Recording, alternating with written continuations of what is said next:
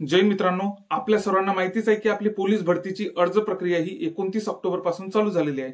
तरी पण खऱ्या अर्थाने जर आपण विचार केला तर आपल्या पोलीस भरतीची अर्ज प्रक्रियेची सुरुवात आता सध्या झालेली आहे। कारण की आता अर्ज भरायला मुलांनी सुरुवात केलेली आहे।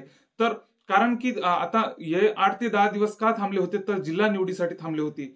जिल्हा कोणत्या जिल्ह्यामध्ये फॉर्म भरायला पाहिजे, कुठं फॉर्म भरायला पाहिजे, कोणत्या बेसवर फॉर्म भरायला पाहिजे, सोबतच XYZ जिल्ह्यात जास्त जागा आहे म्हणजे मुंबई पुणे सारख्या ठिकाणी जास्त जागा आहे तिथं फॉर्म भरायचा का, की एक दोन जागांवरती आपण रिस्क घ्यायला पाहिजे।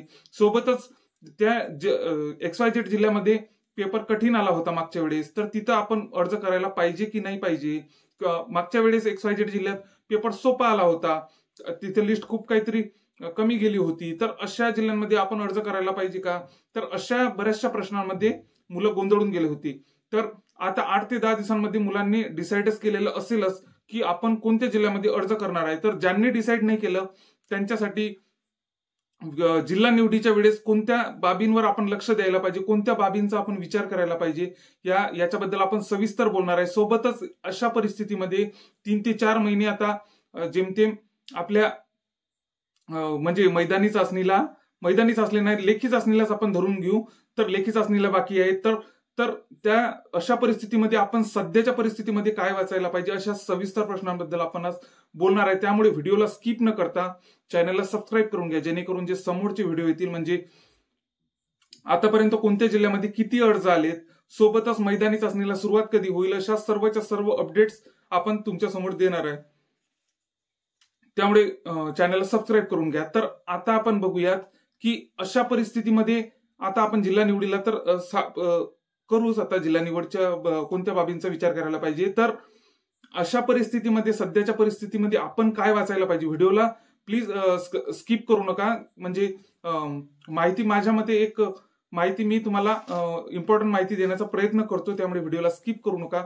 तर आता सध्याच्या परिस्थितीमध्ये आपण काय वाचायला पाहिजे, तर माझ्या मते सध्याच्या परिस्थितीमध्ये तर आपण जर जीकेचा जर आपण विचार केला तर जीके साठी आपण 45,000 जम्बो आपलं जितक्या वेळेस वाचणं झालं तितक्या वेळेस, म्हणजे सध्या आपल्याला माहितीच आहे की आपल्या पोलीस भरतीचा पेपर हा 80 ते 85% हा रिपीट होत असतो। बरेचसे प्रश्न म्हणजे नवीन प्रश्न बनत नाही।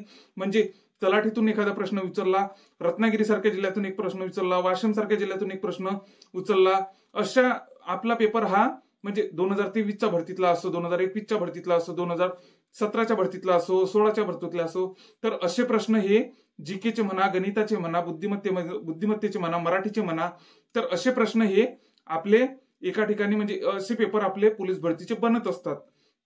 म्हणजे नवीन प्रश्न सहसा बनतच नाही, म्हणजे आपलाच पोलीस भरतीचा पेपर हा रिपीटेडच होत असतो। तर त्यामुळे आपण काय वाचायला पाहिजे, तर आपल्याकडे जितकं आपण रिपीटेड म्हणजे प्रश्नपत्रिकांचं विश्लेषण करू, वाचू, जितके जीकेचे प्रश्न रिपीटेड झालेले वाचू, तितकाच आपल्याला फायदा होऊ शकतो। म्हणजे आपण सध्या काय वाचायला पाहिजे, तर जीकेचं जर विषय केला तर 45,000 जम्बो आपण पूर्णचा पूर्ण आपला जितका जीकेचा पार्ट आहे तितका पूर्णचा पूर्ण आपला वाचन झाला पाहिजे। म्हणजे 3-4 वेळेस, म्हणजे चालू घडामोडीचा जर त्यातला पार्ट सोडला तर बाकीचा इतर सर्व आपला वाचन झालं पाहिजे। कारण की 45,000 जम्बो मध्ये आपल्याला माहितीच आहे की पूर्णच्या पूर्ण आतापर्यंत झालेल्या सर्व प्रश्नपत्रिकांचं त्यात एका ठिकाणी समाविष्ट केलेलं आहे। तर अशा पूर्णच्या पूर्ण आपलं ते वाचन झालं पाहिजे। सोबतच जर जीके साठी जर विचार केला तर विद्या भारतीचं जे 50 रुपयाचं पुस्तक असते ते आपण पूर्णच्या पूर्ण 1, 2, 3, 4 जितक्या वेळेस आपण वाचन केलं तितक्या वेळेस आपण वाचायला पाहिजे। सोबतच नोबलच्या मागचे जे प्रश्न आहेत, नोबल पब्लिकेशनच्या भुतेकर, ते आपण जे मागचे म्हणजे पुढची थेरी वाचत बसण्याचा हा वेळ निघून गेलेला आहे, तर तो आता आपण नोबलच्या मागचे जे सर्व प्रश्न आहेत ते आपण वाचायला पाहिजे। ते जितक्या वेळेस म्हणजे आपण जितकं रिपीटेड वाचता येईल तितकं वाचायला पाहिजे। सोबतच इतकं जर झालं, याला जर 2-4 वेळेस आणखी रिव्हिजन भेटली तर तलाठीचे मागच्या वेळेस म्हणजे आतापर्यंतचे झालेले जे जीकेचे प्रश्न आहेत ते आपण वाचायला पाहिजे। हे झालं जीके साठी। सोबतच चालू घडामोडीचा जर विचार केला तर साई अकॅडमी चोपडा झालं, ऑनली खाकी, हे जे टेलिग्रामचे चॅनल आहेत, तर याचं चालू घडामोडीचा जर विचार केला तर मे 2025 पासून पूर्णच्या पूर्ण आपण चालू घडामोडी जोपर्यंत पेपर होत नाही तोपर्यंत आपण वाचत गेलं पाहिजे। सोबतच आता हे झालं जीके आणि चालू घडामोडीचा पार्ट। सोबतच गणित बुद्धिमत्तेचा जर आपण विचार केला तर गणित बुद्धिमत्तेसाठी आपण BFC अकॅडमी म्हणून एक चॅनल असते, आपल्या युट्यूबवर आहे. तर ते आपण ऑफलाईन डाउनलोड करून आपण सर्वचे सर्व आपण व्हिडिओ बघितले पाहिजे.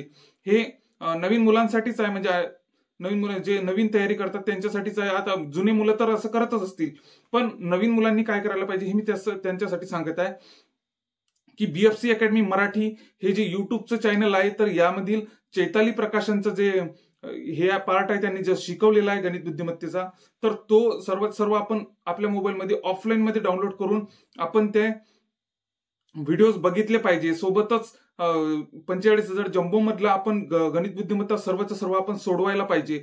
म्हणजे असं आपल्याला यामध्ये खूप काहीतरी असा फायदा होऊ शकतो, कारण की आपल्याला माहितीच आहे की रिपीटेडच होत असते सर्व प्रश्न. याला फक्त 2-4 जिल्हेच अपवाद असतात की तिथे रिपीटेड होत नाही, म्हणजे नवीन प्रश्न बनतात.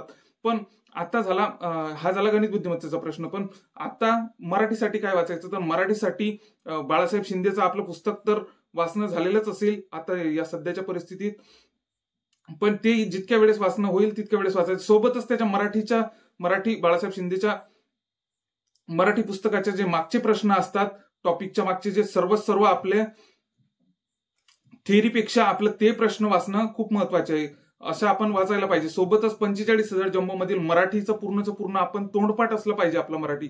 कारण की असा प्रश्न उचलला की इथं डायरेक्ट टाकून देत असतात कोणत्या पण प्रश्नपत्रिकेमध्ये, म्हणजे ऑप्शन पण चेंज होत नाही.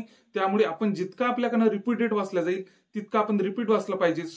तलाठीचं असो, तलाठी प्लस पोलीस भरती, आपलं हे सर्व आपलं रिपीटचं वाचन झालं पाहिजे. म्हणजे जेमतेम आपलं यामधूनच पेपर निघत असतो, पूर्णचा पूर्ण 80 ते 85% पेपर आपला यातूनच निघत असतो. त्यामुळे आपण या रिपीटेडकडे ध्यान द्यायला पाहिजे. तर आता उरला आपला जिल्हा निवडीचा प्रश्न. तर जिल्हा निवड कोणत्या बाबींचा विचार करून आपण जिल्हा निवडायला पाहिजे, तर जिल्हा निवडीसाठी तर आपण पहिली बाब हे विचारात घ्यायला पाहिजे की अंशकालीन पदवीधरच्या जागा कुठं आहेत. अंशकालीन पदवीधरच्या जागा बघूनच आपण अर्ज करायला पाहिजे. म्हणजे अंशकालीन पदवीधरच्या म्हणजे सर्वसाधारणला जर 5 जागा आहेत एका ठिकाणी आणि अंशकालीनला 2 जागा आहेत, तर अशा ठिकाणी आवर्जून आपण अर्ज करायला पाहिजे. कारण की आपल्या सर्वांना माहितीच असेल की अंशकालीन पदवीधरची जे उमेदवार आपल्या सहसा मिळतच नाही, तर त्यामुळे जे जागा खाली जातात त्या आपल्या सर्वसाधारण कॅन्डिडेटला मिळत असतात. त्यामुळे आपण अशा जिल्ह्यांमध्ये अर्ज करायला पाहिजे, अशा जिल्ह्यांकडे अर्ज करायचा विचार करायला पाहिजे. सोबतच माजी सैनिकचा जर विचार केला तर 2024च्या भरतीमध्ये बऱ्याचशा ठिकाणी माजी सैनिकच्या जागा खाली गेलेल्या आहेत.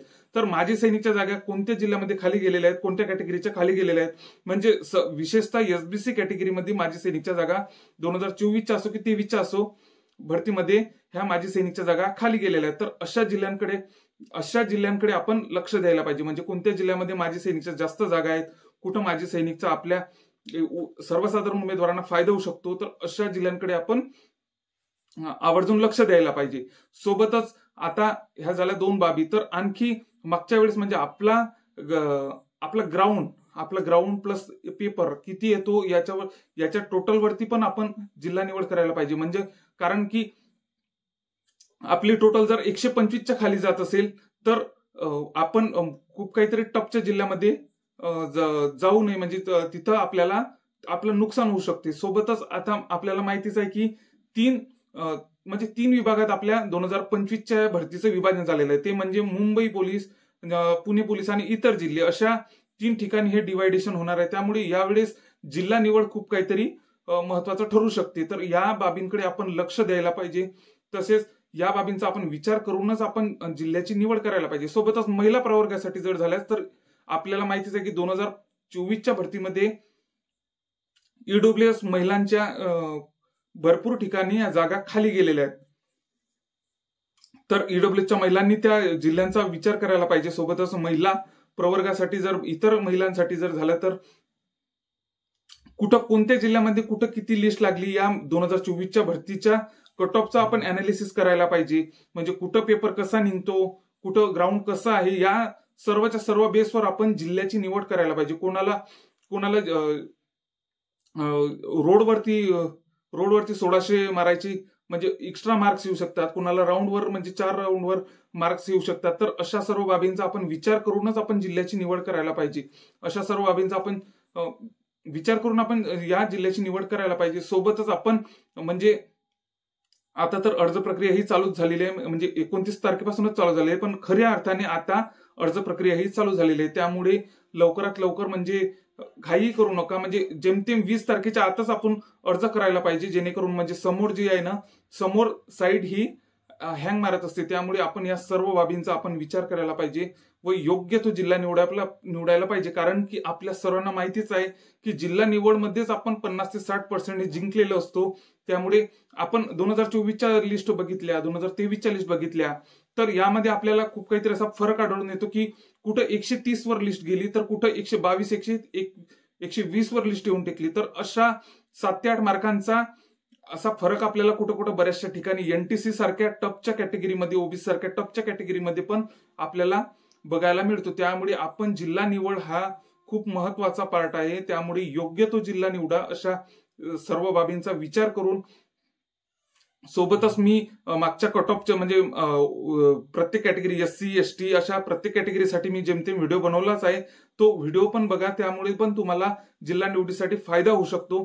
तर अशा प्रकारे अशा सर्व बाबींचा विचार करून आपण जिल्ह्याची निवड करायला पाहिजे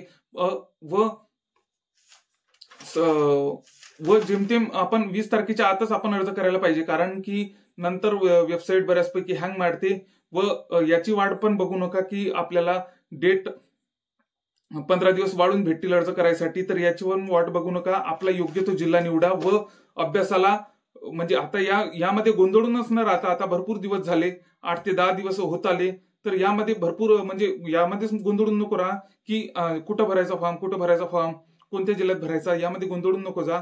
तर योग्य तो निर्णय घ्या, योग्य तो जिल्हा निवडा आणि अर्ज करून टाका. म्हणजे जेमतेम तुम्ही अभ्यासाला, आपल्या मैदानी चाचणीला यामध्ये थोडाफार पण खंड पडणार नाही. यामध्ये म्हणजे पूर्णचा पूर्ण फोकस आपला यांच्याकडे जाईल. तर त्यामुळे आपला योग्य तो जिल्हा निवडा व लवकरात लवकर अर्ज करून टाका. सोबतच आपल्या माहिती जर तुम्हाला इम्पॉर्टंट वाटली तर आपल्या मित्रांपर्यंत हा व्हिडिओ नक्कीच शेअर करा व तुम्ही जर चॅनलला नवीन असाल तर चॅनलला नक्कीच सबस्क्राईब करा, जेणेकरून मी जे समोर व्हिडिओ बनवेल जिल्हा म्हणजे कोणत्या जिल्ह्यामध्ये किती अर्ज आले ते अचूक माहिती तुमच्या पर्यंत तुमच्या पेजला येईल. त्यामुळे आपल्या चॅनलला सबस्क्राईब करा. जय हिंद.